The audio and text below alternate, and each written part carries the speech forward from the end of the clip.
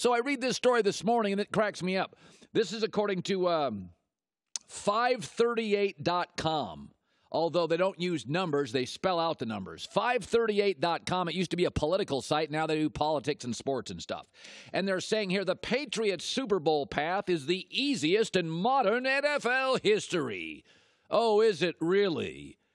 No, they've just handled all their major problems. By the way, Seattle had some injuries. It totally overwhelmed Pete Carroll. Dallas had issues, couldn't make the playoffs. Giants had issues. Ben McAdoo lost the locker room. Steelers had some issues. They're not playing in the AFC Championship. Oakland had issues, unveiled the locker room. Just think of all the issues that New England's had this year. They lost their top wide receiver right before the season, Julian Edelman. What if the Steelers lost Antonio Brown week before the season? You don't think? So they lose Julian Edelman. They're fine. They lose their best defensive player midway through the season, Dante Hightower, before midway point. So now they've lost their star receiver and their best player defensively. They have now in the last month to 6 weeks, both coordinators are being talked about on a daily basis in the media, leaving the team, sort of a distraction.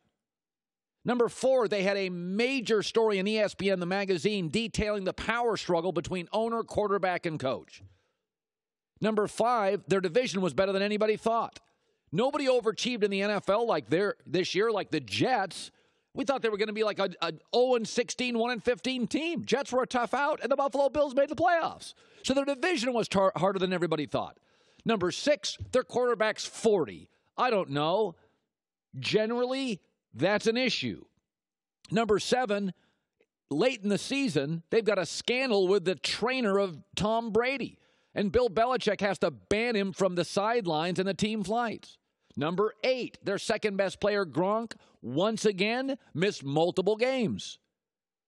They've had 8 different issues. They lost their best receiver. They lost their best defensive player. Their quarterback's 40. They had a major controversial story hovering. Both coordinators are leaving. Alex Guerrero mess. Division better than they thought.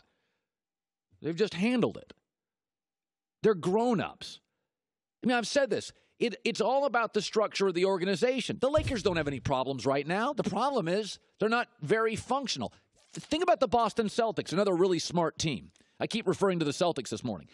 The Boston Celtics right now are excellent. They're the number 1 seed in the East. They have a 34-11 record. Think about what the Boston Celtics have dealt with this year. On the first quarter of the season, Gordon Hayward, their second-best player, rips up his leg, out. Forget not just the loss of a talent, the psychological effect of that. So they lose their second-best player. Could have been their leading scorer. Who knows? He's just getting better and better, Gordon Hayward. First quarter, first game, out. They have 8 new players. I believe it's 8. Could be more due to trades. They got to deal with that. That's hard. They have this Paul Pierce, Isaiah Thomas thing they've been hanging around with the last couple of weeks. Kind of this published, discussed, talked about controversy. It's a controversy. I've seen NBA teams, fall apart for less than that. And, oh, by the way, their second and third best players are 21 and 19 years old. And the Celtics are 34-11 because they're grown-ups.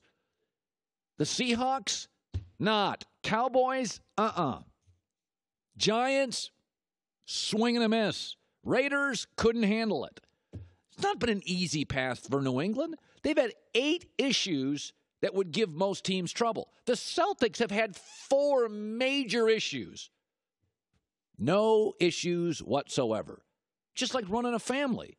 There's 2 kinds of families. Imperfect families and ones that think they're perfect, but they're even worse.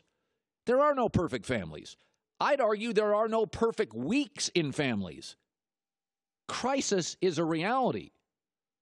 It's how you deal with it. Celtics and Patriots, well-run, high IQ, highly functional, make it look like it's an easy path.